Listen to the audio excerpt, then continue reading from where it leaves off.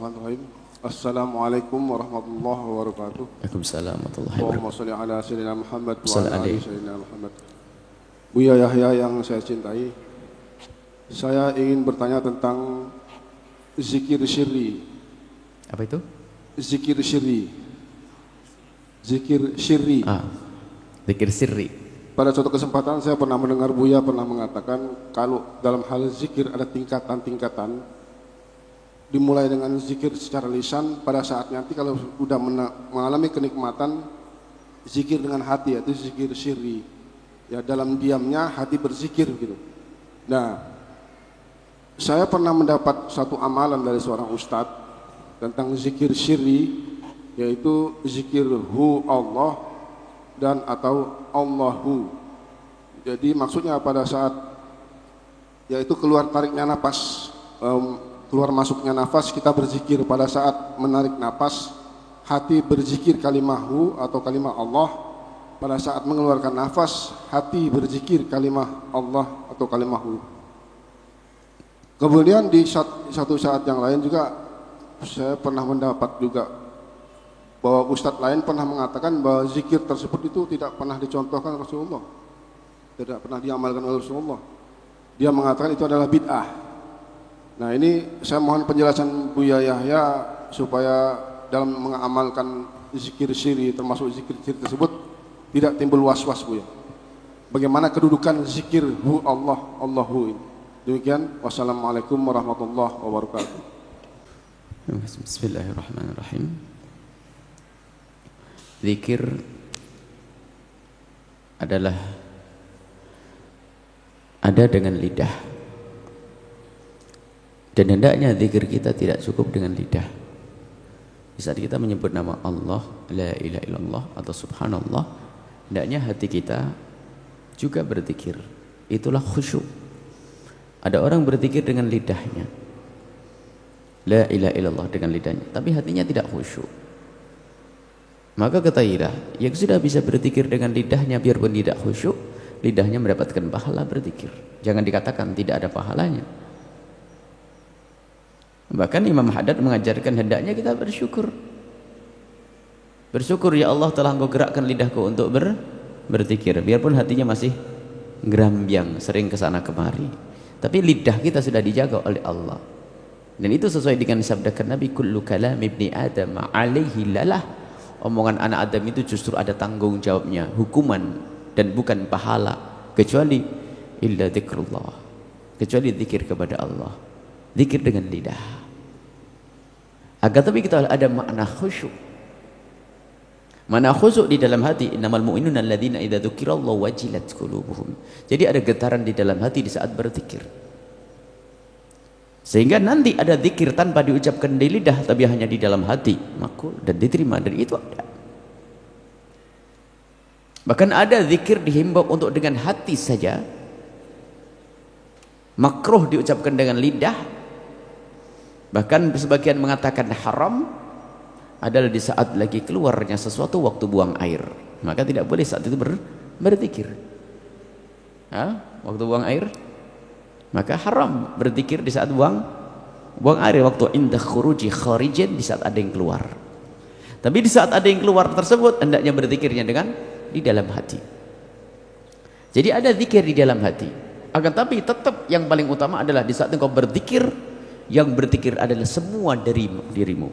Sehingga di saat orang membaca Al-Quran atau membaca zikir itu, jika melibatkan banyak anggota semakin besar pahalanya. Membaca Al-Quran bagi orang yang hafal Al-Quran, maka ketahuilah membaca Al-Quran melalui hafalan dengan membaca Al-Quran dengan membaca lebih banyak pahalanya membaca Al-Quran dengan membaca. Sebab kalau orang hafalan begini matanya tidak beribadah. Tapi di saat kita membaca, mata beribadah membaca Al-Quran. Zikir pun demikian. Di saat orang bisa memastikan zikirnya dengan hati, maka alangkah baiknya kalaupun dibarengi dengan lidahnya, agar lidah punya bagian untuk berzikir. Sehingga waktu hati mengatakan la ilaha illallah, maka dibarengi dengan lidah mengatakan la ilaha illallah. Sebab ini kan martabat tinggi. Jadi martabat pertama adalah zikir dengan lidah, paling rendah awal. Yang kedua adalah kita zikir bagaimana dengan hati saja, sehingga Yang ketiga, pangkat yang tertinggi adalah di saat orang bisa menghadirkan zikir dengan lidahnya dan telinganya. Bahkan bisa saja zikir ini menggetarkan orang lain untuk bisa berzikir. Ini luar biasa. Jadi memperdengarkan zikir kepada orang bukan satu aib. Yang aib adalah orang riya. Sebab di dalam Al-Quran adalah innamal mu'minuna alladzina idza dzukirallah. Orang yang beriman itu jika disebut nama Allah, bukan dia menyebut nama Allah, mendengar zikir, wajilat qulubuhum, bergetar hatinya. Nah, kemudian ahli tasawuf mengajari, karena mereka adalah para ahli tarbiyah, melihat orang itu hanya zikir la ilaha illallah, la ilaha illallah, kita sambil lihat. Berarti yang zikir hanya lidahnya. Maka perlu belajar zikir dengan hati. Sehingga sesaat mereka mengajarkan untuk pejam mata. Sebab khusyuk yang sesungguhnya tidak harus pejam mata. Cuman kadang orang kalau nggak kejam mata, nanti kelihat ada makanan. Aduh lama banget zikirnya Pak Kiainya nih. Nah. Maka sebagian para ahli tasawuf mengajari untuk pejam matanya dulu. Untuk melatih agar dalam berzikir. Kalau begitu sudahlah, jangan lidahnya ngomong. Kalau pakai lidah nanti lidahnya yang ngomong, lupa hatinya tidak ingat, sehingga masuk martabat selanjutnya. Latih zikir dengan hatimu. Sehingga di saat mengucapkan la ilaha illallah, sehingga diringkas Allah, Allah, Allah, zikir. Hu di sini bukan nggak ada artinya, karena sebetulnya itu bagi orang ingat Allah. Jadi hatinya berzikir sempurna. Hanya lidahnya ini akan, tapi kesempurnaan yang sesungguhnya adalah zikir yang normal ya, ke Nabi bidul haddad ratibul itu yang seperti itu. Cuman zikir-zikir semacam itu untuk melatih agar orang di saat berzikir itu agar hatinya yang sadar. Ada makna yang diarah. Ada sebagian mengatakan huwa kembali kepada Allah. Hu-nya ingat Allahu. Memang secara lidah ini belum zikir sempurna, tapi yang diinginkan adalah zikir batin. Yang repotnya hu. Sudah lahir batinnya enggak, zahirnya enggak sempurna. Jadi Allahu ini adalah penafsiran para ahli tarbiyah untuk menjelaskan zikirnya para masyayikh. Di situ ada keterangan yang lainnya. Jadi yang dituju adalah zikir yang sungguhnya, karena hati itu lebih cepat daripada lidah. Orang bisa berzikir dengan hati lebih banyak daripada lidah. Lidah enggak bisa ngejar. Bisa banyak sekali, sebanyak hati. Jadi hatinya dengan Allah terus, ingat zikir terus. Bilangnya nggak bisa dibilang, secepat itu. Lidah nggak bisa berucap, lidah satu-satu. Sehingga muncullah dan arahnya jelas. Bagian daripada zikir kepada Allah, bagian memang bukan lafaz zikir kalau Allahu hu-nya saja. Kecuali huwa dhamir kembali kepada Allah. Allahu hunya huwa Allahu. Allahunya dari la ilaha illallah. Ini adalah pembahasan detail tentang ahli tasawuf. Jadi yang dibidik adalah bagaimana agar orang zikir dengan hatinya itu zikir sirri. Zikir-zikir dengan hati, bagaimana hati itu nyambung di saat orang berzikir kepada Allah. Itu makna khusyuk. Jangan hanya sebagai zikir lidahnya masya Allah teriak-teriak, tapi hatinya tidak nyambung. Nah, ini makanya untuk melatih khusyuk, mohon maaf, hebatnya para ahli tasawuf itu melatih khusyuk. Jangan sampai orang terjerat dengan lafadznya dulu. Biarpun Imam Haddad mengajarkan bagi kaum muqtadiin, bagi pemula yang ingin berzikir, yang mau khusyuk, ingat lafadznya dulu. Ternyata sebagian ahli tarbiyah hilangkan lafadz, maknanya yang kita hadirkan. Imam Haddad mengajarkan kalau kita ingin membahas sholat khusyuk, membaca Al-Quran khusyuk, sudahlah, kalau engkau belum bisa memahami makna-maknanya, hayalkan lafadznya. Alhamdulillahi Rabbil Alamin. Paling enggak dengan begini nggak ingat sama tokonya. Ini kan kelas awal. Ingat alhamdulillahi Rabbil Alamin. Ingat lafadznya. Terus berlatih. Maka ini melatih dia konsentrasi dengan bacaannya. Baru setelah itu memahami maknanya, itu hakikat khusyuk. Dan begitu kita zikir la ilaha illallah subhanallah dan sebagainya. Jadi khusyuk ini perlu latihan. Membiasakan konsentrasi biasa. Banyak orang berzikir beristighfar yang ternyata istighfarnya pun ada istighfar gerambyang. Hanya ikut tadi astagfirullahaladzim sampai istighfar maksiat, istighfar maksiat, istighfar maksiat, ya gitu. Kenapa? Tidak disadari dengan hatinya. Itu adalah tafsiran tentang ahli tasyawuf atau tasawuf, ahli tarbiyah. Adapun orang mengingkari, memang kalau tidak mengerti, orang itu harus sesuai dengan istilahnya. Apa yang dimaksud? Dia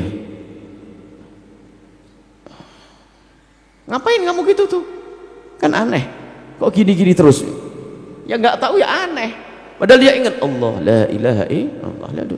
Jadi kalau tidak tahu jangan tanya. Makanya hal-hal begitu harus tanya ahlinya, ahli istilah, yang punya istilah, ahli tasawuf. Tanyakan ahli tasawuf. Yang nggak kenal tasawuf ya bingung apaan tuh. Dan semua disiplin ilmu ada istilahnya dan ada syarahnya. Dhaif dalam bahasa Arab itu lemah. Ternyata istilah dhaif dalam bahasa Arab, dalam urusan bahasa lain dhaif urusan hadis, dan lain dhaif dalam urusan fikih, padahal kalimatnya sama. Jadi satu kalimat beda maknanya. Kenapa? Siapa yang pakai istilah tersebut?